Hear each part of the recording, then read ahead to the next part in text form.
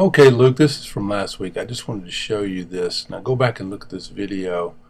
You can kind of see the arm action a little better this way, and we'll get some more video of you and throwing. Talk a little bit more about that later on, but I just wanted to send that to you just to remind you what we talked about.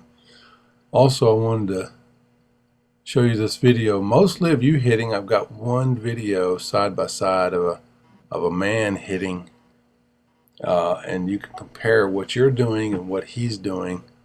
You know, even though you're 20 years younger than the guy that I'm going to show you, you're going to see that you're pretty close to what you need to be doing, with the exception of one thing, and you're probably already noticing, your head and your eyes getting back down on that ball. It's just a good habit to get into, is see the ball hit the bat. Track the ball all the way to where you make contact and move your head to make that happen.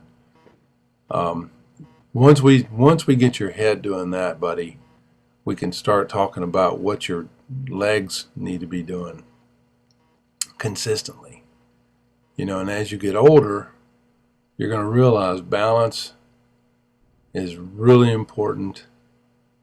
Confidence is probably more important than anything. You know, building confidence. And the more you know about hitting, and the more you know about what you're doing when you hit, when you do it, because you can feel everything you're doing. You're keeping your weight inside that back right foot very well. You're not letting your hips go beyond that foot towards the catcher. You're staying on your toes a little bit better than you were last week. If you look at last week's video, you looked like you were moving your back foot. It's a lot safer too when you know this is front toss and there's nobody that's going to hit you. You can just really focus on your motor skills. And then once you get real confident with your motor skills, you can start getting live arm, someone throwing at you, you know, and then in the game, when somebody throws at you, it's easy, you know. But you've got to perfect the motor skills. You've got to perfect what it is you do, so that when you get in a game, you know, you'll do it time and time again. Now you can see how big that load was right there. You know, I think you do much better when you have just a small load versus bringing your knee almost up to the height of your thigh. See, that was a very small load. Looks much better, much more in control. Okay, and you know, you can still see you're hitting the ball way, way out front. And we want to let that ball travel and get a little bit closer to you so you can mash it.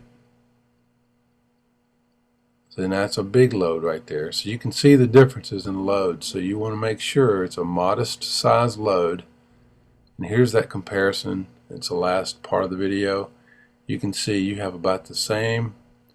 See, that's a big load right there. He's got a pretty good size load.